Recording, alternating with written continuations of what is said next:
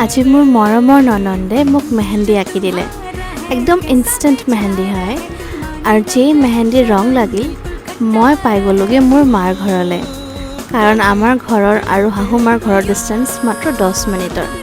শাহুমাৰ শাড়ীখন পিন্ধি মই একদম জিলিকি উঠিলোঁ, আৰু লগতে মই জিলিকালোঁ মোৰে ঘৰখন লাইট আৰু চাকিৰে। আৰু তাৰ পাছত আৰম্ভ হ'ল আমাৰ গিফটিং ছেশ্যন।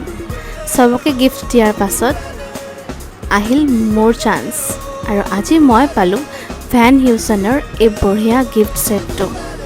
নিউলি লঞ্চ হয়, একদম ধুনীয়া ডিজাইনৰ।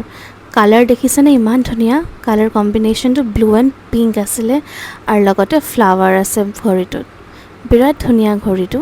যদি আপোনালোকেও বিচাৰিছে তেন্তে এমাজনত এভেইলেবল আছে। চ' মোৰ আজি গিফটিং ছেশ্যন হৈ গ'ল। চবকে হেপ্পী দীপাৱলী, বাই।